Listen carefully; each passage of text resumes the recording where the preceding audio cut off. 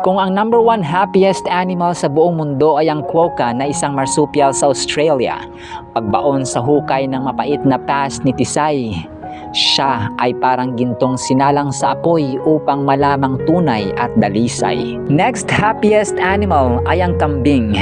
Ang kailangan ng taong na heartbroken upang makalpas ay paligiran siya ng pamilyang caring, loving, understanding at malambing. Hello Kathden fans! Kamusta po kayo? Ang pag-uusapan nga natin sa vlog na ito mga sombreros ay kung bakit daw masyadong mabilis makamove on si Ma'am Catherine from her breakup kay Sir Daniel Padilla. Unang punto, hindi pa ako magpe-present ng aking points mga sombreros, pero unang introduction ko dito, kasi marami pa rin ako nababasa ng mga comments against her na bakit daw parang sobrang bilis naman, parang ganyan. Unang punto ko dito, introduction lamang po ito, hindi pa ito yung main points ko mga sombreros. Unang-una po sa lahat, it's been like almost 6 months or 5 months na since Sir Daniel and her broke up. So kasi December yun, di ba? So yun, no, una yun, no, mabilis, hindi naman siya masyadong mabilis. Siguro sa iba, inaabot ng taon, inaabot ng 2 taon, 1 taon, sa kanya, months lang.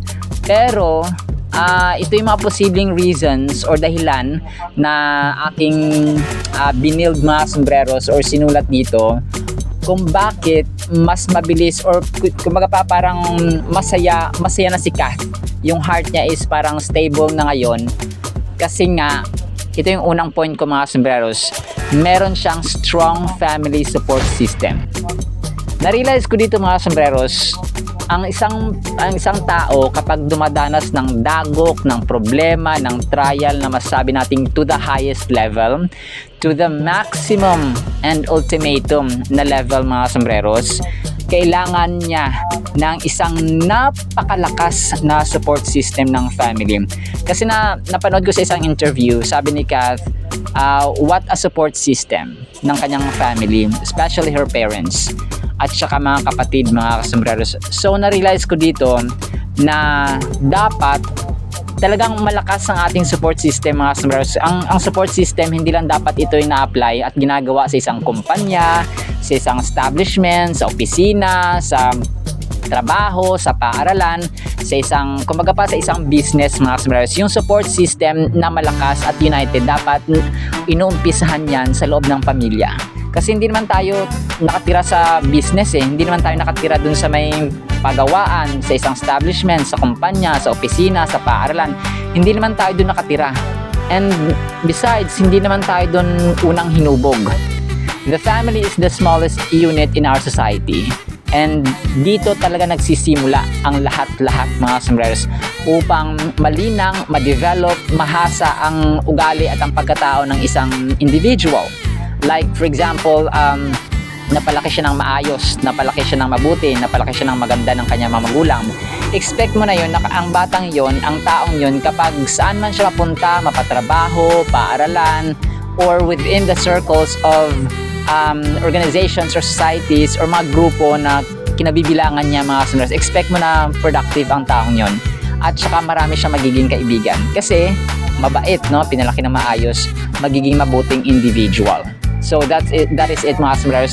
So napakahalaga talaga, dito ko talaga kumbaga pa na-realize that a strong support from your family will build you as an individual or as a person mga sombreros. Kasi may mga problema na kaya naman, may mga problema na talagang kailangan mo ng extra effort, kailangan mong pagtiisan, luha, talagang sipon, nandyan ang mga sombreros. No, lahat-lahat na mga sombreros kapag meron kang problema, kapag wala kang support sa family. Number 2 mga sombreros ay nagbigay ako ng example dito that may also serve as another point. Yung walis tingting, kawayan, uling, at saka yung uling na naging baga mga sombreros. Itong tatlo to, merong isang common denominator. Kapag nag-iisa sila, mahina sila at saka madaling mamatay. Yung walis tingting, mahina yan, walang madadampot na basura, walang mawawalis na basura. Yung kawayan naman, kapag nag-iisa, madaling tayo ng baha, madaling tayo ng hangin, madaling matumba, madaling putulin. Ang uling na baga mga sombreros, yung nag-iisang uling na baga, madaling mamamatay yan.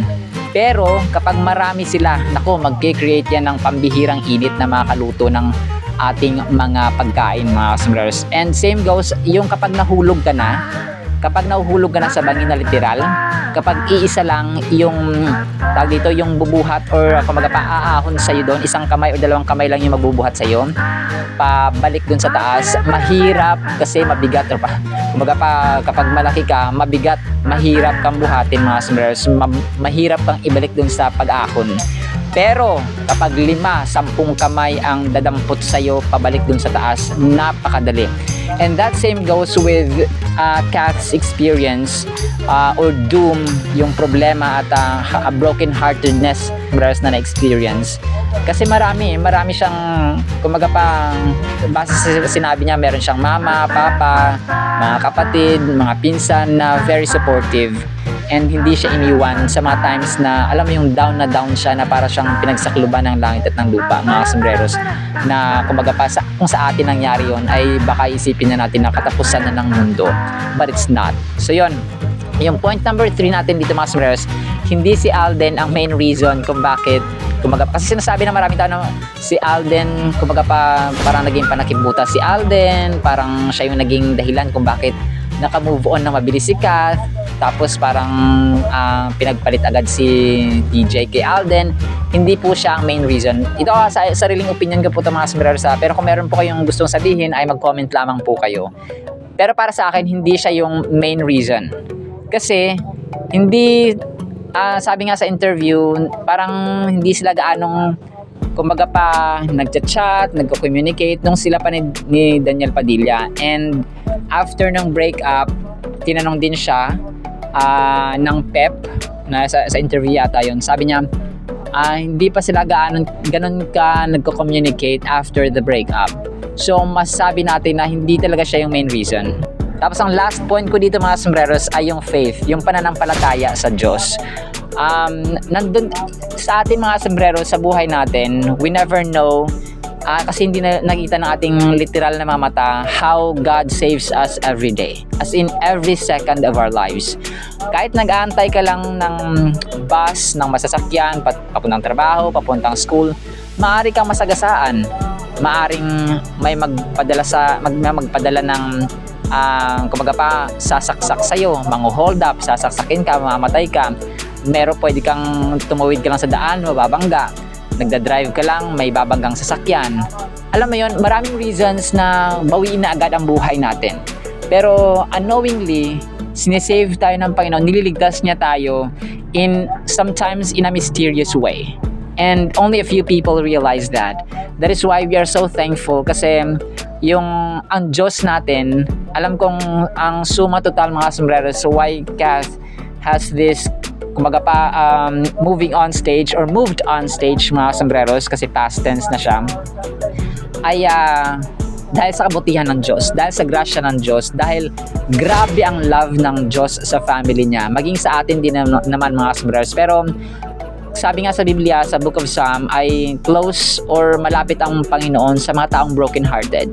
And if they humble themselves to God, tears may last for a night, but joy comes in the morning. That's the mercy, grace, and love of God. It's actually new in the morning, mga sombreros. Sabi nga sa pakanta, the mercies of God are new every morning. And that is very true. So yun po, mga sombreros, no? Para sa akin, hindi si Alden yung naging main na dahilan kung bakit naging kumbaga pa nag-back on track, kumbaga pa let's rock and roll, sinasabi nga ni Kath, sa kabi-kabila ang endorsements niya, kabi-kabila ang projects, kabi-kabila ang shows, programs. So parang ganon, mga sombreros, no? Para siyang naging resilient, kumbaga pa sa ating English vocabulary, kasi nag-flip siya, nag-flop, tapos nag-bounce back. Ganon siya, mga sombreros, parang bumalik siya agad from the tragedy or from that broken-heartedness that she experienced last year. And napanood ko yung interview na talagang sobrang kumbaga pa heartbreaking, mga sombreros, tagos sa puso, no? From nerve to nerve to nerve, mga sombreros, yung sakit na nadarama niya, lalo na nung umiiyak si Mami Min, while Kath was also speaking and then crying. Mga kasumbrero, ako talagang tago sa puso yung sakit na nararamdaman. Talagang naramdam mo yung pighati. Kumbaga pa yung dalamhati, mga kasumbrero, sa mga malalalim natin na Tagalog na nadarama ni Kath. But God is so good, and God has been always good at faithful, mga sombreros, sa ating mga buhay. Ayun, so maraming salamat po, at para po sa vlog na ito ay nag-ready tayo ng tula na pinamagatan nating The Past. Marami ang nagtataka at napapaisip kay Queen Kath. Bakit daw yata kasing bilis ng Honda ang paglimot niya sa the past? Kung cheetah ang pinakamabilis na hayop sa mundo ng lupa, pagbalik ng saya ni Kath, batid ko talagang hindi ganon katulin ang pagkuha. Kung ang number 1 happiest animal sa buong mundo ay ang quokka na isang marsupial sa Australia, pagbaon sa hukay ng mapait na past ni Tisay, siya ay parang gintong sinalang sa apoy upang malamang tunay at dalisay. Next happiest animal ay ang kambing. Ang kailangan ng taong na heartbroken upang makaalpas ay paligiran siya ng pamilyang caring, loving, understanding at malambing. Third happiest animal sa mundo ang laughing kookaburras na mga uri ng ibon. Salamat Lord, si Kath, nang dahil sa iyo ay tuluyan ding nakamove on. Family members niya ay malakas dahil parating nagtitipon-tipon. Top 4 happiest ang mga squirrels. Dalangin din ng bawat isa, itigil na ang mga hidwaan, gusot, away, argumento at quarrels. Panglima na palangiti ang mga donkey, ang magkaroon ng matibay na support system, mapagmahal na magulang, kapatid at kaibigan ang susi o key. Pang-anim sa happiest animal ang mga dolphin, upang madaling makamove forward, mga nanakit, nasaktan ay patawarin, dahil dito, sarili natin ay pinapalaya rin without us knowing. Seventh, peaceful at happiest animals ang mga manatees. Ginawa ni Kath sa likod na mangiti sa harap ng cameras. Alam nating nabalot ng pagtitiis. Pangwalo sa happiest animal ang mga hayop na otter. Sa mga nanalangin para kay Kath, thank you that you bothered. She's now getting better, more eager, stronger, bolder, but most of all, a fighter. Ika-siyam ang chimpanzee. Common sa mga happiest animals na ito. Upang maging masaya ay they make themselves busy. Pang-sampu ang mga aso. Ikaw at ako, wag sanang magalit at manibugho sa mga achievements ni Catherine Bernardo. Dahil sabi nga niya, sa mga hardworking, hindi imposible ang lumago at umasenso. Ihahabol ko na lang din ang mga kuting o pusa bilang isa sa mga happiest animals. Ang vlog na ito ay nialay ko rin sa mga nagmo-move on o mga naging broken at hirap pa ring makaahon. Parati tayong manalangin at magtiwala dahil hindi bulag at bingi ang ating makapangyarihang Panginoon. Noon, ngayon, bukas at sa mga darating pang panahon. Kahit pa ito ay abutin ng milyon, ay hindi. Bilyon, ay hindi. Trilyon, ay hindi. Gazillion, as in never-ending generation. Siya ay God of thousands, over 10,000s, tens of thousands. That's the God of Jacob, Isaac, and Abraham. Ang happiest animals of the earth ay kinuha ng inyong hamak na lingkod mula sa Geek of Geeks and Reader's Digest. Kung kayo ay meron pang idadagdag, I will treat that as humblest, yet finest, and blessed.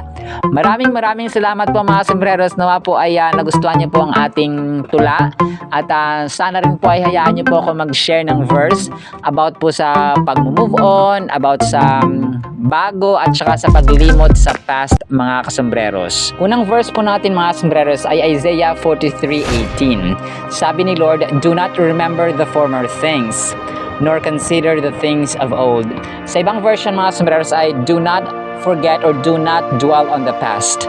Kasi yung past natin mga sombreros, kapag yun yung iisipin natin parate, babalik-balikan natin, hindi tayo makatulog, parate pa rin tayong kumaga pa naka-attach doon, ay malulugmok tayo mga sombreros. Kumaga pa hindi tayo makapagplano ng bago, hindi tayo makapag-decide ng bago, hindi tayo makapagpili ng mga bago, hindi tayo makapaglikha ng mga bagong plano or steps, mga kasombreros, or strategies para mabuhay, para gumawa pa ng mga better, mga greater, mga higher, mga deeper, mga mas magaganda at saka mabubuting bagay, mga kasombreros, sa ating buhay kapag nakalugmok tayo dun sa ating past or sa ating nakaraan.